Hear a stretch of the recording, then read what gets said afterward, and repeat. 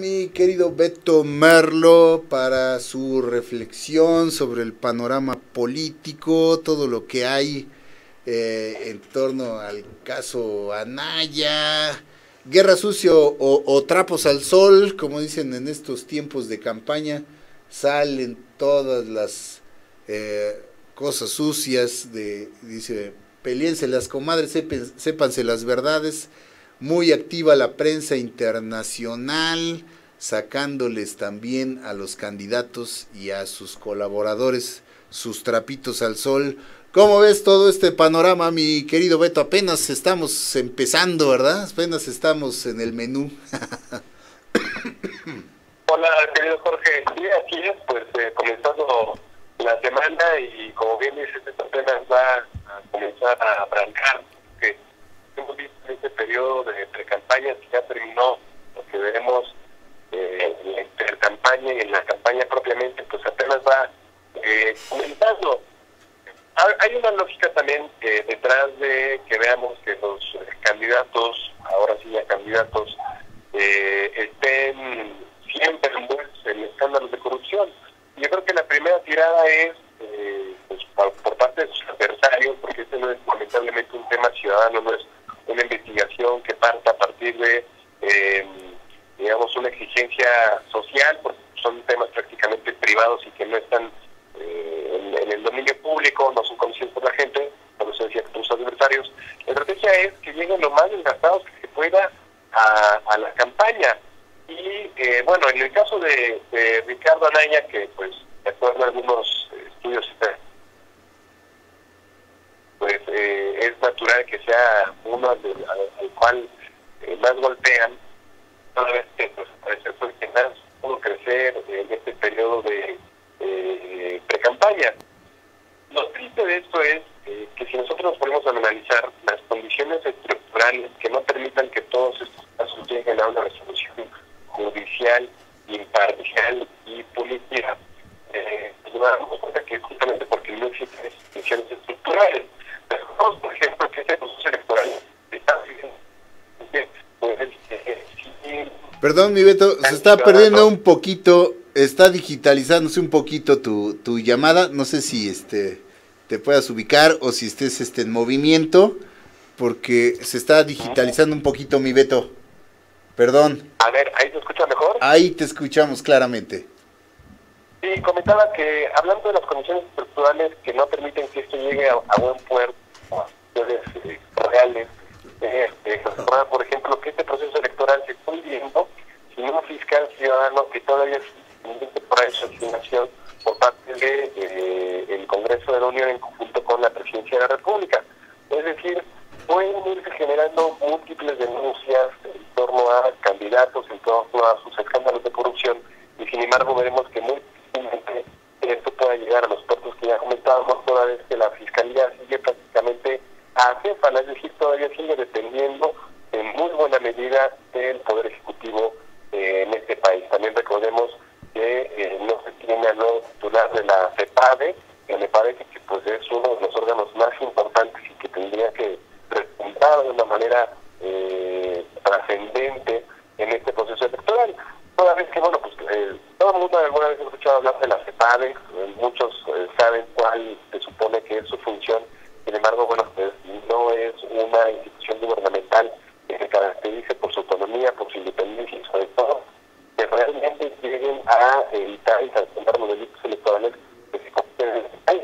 Que dicho sea de paso, pues en estos tiempos electorales los delitos de esta índole tienen mucho que ver también con otro tipo de delitos, como lo es en el caso, por ejemplo, de Ricardo Anaya, el supuesto lavado de dinero. No digo supuesto porque por su no es ninguna instancia judicial para poder dar un veredicto al respecto, pero bueno, pues tampoco es un tema bastante sorpresivo. Entonces, creo que es un escenario que ya se veía venir en meses pasados, un país que tiene instituciones de procuración de justicia sin cabezas, sin titulares y sobre todo sin, digamos, instancias que puedan actuar de manera imparcial en este tipo de casos, es algo que no podría dibujar un programa diferente al que estamos viviendo hoy, ahorita en México.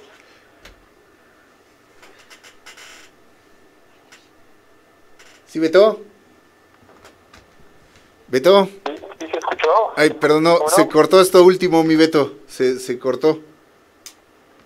No, bueno, decía que sin un titular de la CEPAD y sin un titular de la Fiscalía General de la República, es muy probable, y este escenario que estamos viviendo era muy probable que pudiera suscitarse. Digo, es una estrategia más que nada de desgaste mediático. Difícilmente podremos ver a las personas involucradas detrás de las rejas, lamentablemente, como ya estamos acostumbrados a que sea en México. Así es, mi Beto. Esto, pues como decimos, apenas empieza y de aquí van a salir muchas cosas al sol. Lo que sí es innegable es que son muchas las denuncias que se le acumulan al señor Anaya Cortés, que pues pueden venir de todos lados, ¿no? Mi Beto, pueden ser ciertas, pueden ser exageradas, unas bien, unas mal, pero pues esto todavía ni siquiera empieza y nos estamos enterando de todas estas cosas. Y lo triste también de esto es pues ver que las campañas están, digamos, encabezadas por personajes que mutuamente se acusan de haber cometido algún tipo de delito o ilícito, pero pues vaya, pareciera que estamos viendo a los burros hablando de orejas, ¿no? Es decir, ninguno de los abanderados presidenciales de los partidos políticos pudiera jactarse de ser personas de una trayectoria intachable. Así Es que hay que reconocer que, bueno, pues no pudiera existir ningún personaje político o en la vida pública inmaculado prácticamente, ¿no? Todos sabemos que la toma de decisiones del poder en muchas ocasiones está influida por pues malas actuaciones, por los grupos políticos a los que pertenecen, y aunque algunos quieran blandir la espada de la justicia y la espada anticorrupción, me parece que por las circunstancias que los rodean, por las trayectorias políticas que tienen y sobre todo por cómo fueron construyendo su carrera política, ninguno pudiera blandir esta espada. Creo que más bien este es un tema que debe ser ubicado en el espacio del debate público, del diálogo, desde la trinchera ciudadana, desde la trinchera de la sociedad civil organizada. Pero tristemente también vemos que los más interesados en darle seguimiento a estos casos de corrupción pues son los militantes de los otros partidos políticos. Es decir, si bien es conocido o del dominio público cada escándalo de corrupción que envuelve a cualquier candidato, es muy difícil desde la trinchera ciudadana se le logre dar un puntual seguimiento para conocer a través de la transparencia y el acceso a la información pública cómo va evolucionando cada caso, en qué etapa procesal se encuentra la denuncia penal que se le hace a cada uno de ellos. En fin, me parece que es más bien por eso una estrategia de desgaste mediático, de manera muy paralela e independiente a si de fondo los hechos son reales o no. Pero bueno, pues creo que habría que ser muy ingenuos para considerar que no es. Claro, como dicen, cuando el río suena es que agua lleva, y desafortunadamente en el caso de los tres candidatos que ya ahora están seguros en la boleta, porque bueno, todavía falta la ratificación de los independientes por el INE, pero en el caso de estos tres, pues bien se puede aplicar esa cita bíblica, hablando de Mesías, de quien esté libre de culpa, que tire la primera piedra, ¿no, mi querido Beto?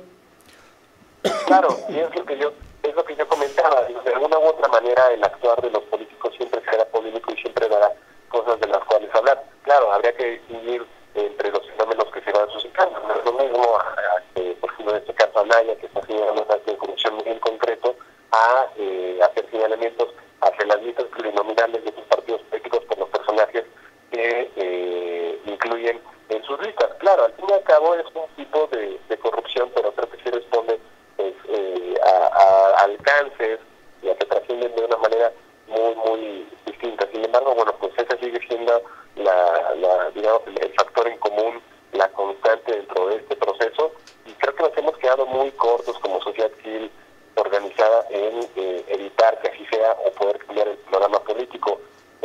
Gran parte de lo que nos quedan a deber o nos quedan a deber en la etapa de las campañas, tanto partidos como los ahora ya candidatos, fue la escasa discusión que se dio en torno a la manera en la que se hicieron la legislatura y de la manera en la que ahora la están ejerciendo. Es decir, si bien tenemos perfiles mucho mejor preparados, por así decirlo, que los que tuvimos en 2012, como ya lo hemos comentado antes, tampoco hemos subido la vara, el nivel de discusión que pudiéramos esperar de estos personajes. Es decir, las respuestas que dan cada vez que se les acusa de algo, la respuesta que dan cada vez que se les cuestiona sobre su postura respecto a algún problema público, sobre todo los más controvertidos, ¿no? Como lo es el caso, por ejemplo, de la adopción de niños por parte de parejas del mismo sexo, en fin, entre muchas otras cosas. La respuesta sigue siendo mediocre, la respuesta sigue siendo vaga y ambigua, como pues lamentablemente se ve en cada proceso electoral para la presidencia de la República. Pero también es importante señalar que todavía estamos a muy buen tiempo de generar estas estrategias de incidencia que creo que deberíamos ir generando todos en común y en conjunto. Uno de los grandes espacios en donde creo que esto pudiera ocurrir pues es la posibilidad de hacer un debate con los candidatos en su momento. Pero bueno, pues creo que no tendríamos que esperar hasta el tiempo de campaña para que los cuestionamientos y para que todos estos temas en los cuales no tenemos una postura clara de los candidatos la podamos tener, sobre todo cuando trascienden ya a acciones públicas, en las instituciones públicas gubernamentales, como lo son las denuncias ante la PCR.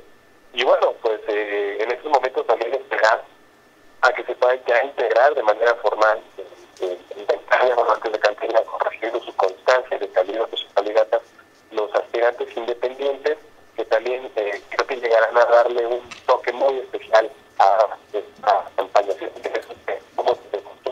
Así es, Beto, sí, debemos esperar a que estén todos los que son y sean todos los que estén, como dicen por ahí, para ver cómo se va poniendo el asunto y no permitir también que esta sea, como otras veces, el signo de la campaña, ¿no? Desacreditarse entre ellos y estar alentando entre ellos mismos. Claro, es importante conocer todas estas denuncias sobre lo que han hecho en el pasado ellos y sus colaboradores para también analizar el tema de la honestidad, pero no basarnos únicamente en eso, porque será otra elección a ver quién es el menos puerco, citando a uno de estos mismos participantes, ¿no, mi Beto?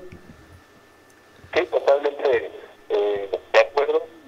Y creo que también muy al margen de los casos de corrupción y escándalo en los que pudieran estar inmersos los candidatos, será pues ya muy interesante poder ver cómo van a comenzar a generar sus propuestas para la construcción de las agendas políticas que habrá de seguir y elaborar cada uno en las campañas.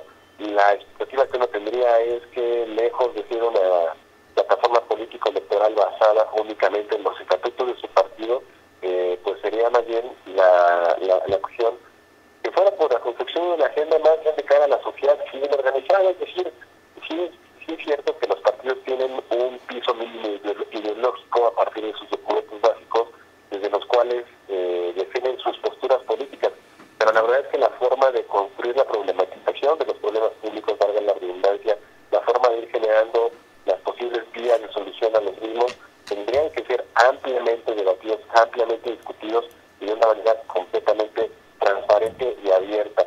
De otra manera, entonces, vamos a ver muy lamentablemente reflejada ya prácticamente pues el mismo autoritarismo con el que los partidos políticos y sus candidatos fueron construyendo su camino hasta este punto de este proceso electoral. Es decir, si decíamos que las coaliciones en su momento fueron generadas por un acuerdo unilateral partidista por parte de las cúpulas que los conforman, pues entonces también sería todavía el doble de lamentable ver agendas que responden única y exclusivamente pues a la percepción que los personajes políticos tienen de los problemas públicos en México. Pero bueno, pues ahí es donde yo comentaba que tenemos todavía la oportunidad y estamos a tiempo de lograr incidir de una manera mucho más puntual en este proceso electoral. Pues mi Beto, como siempre, muchísimas gracias por este valiosísimo e inteligente punto de vista que nos das cada semana aquí en Disyuntiva TV. Que tengas una excelente semana y nos escuchamos el próximo lunes si tus actividades, como siempre, te lo permiten. Mi querido Beto, un abrazo. Un abrazote, que tengan muy buen día. Gracias, mi querido Beto Merlo, como sabes, siempre con un punto de vista bastante interesante y acucioso sobre el panorama electoral. Vamos a hacer un corte y continuamos. Hola.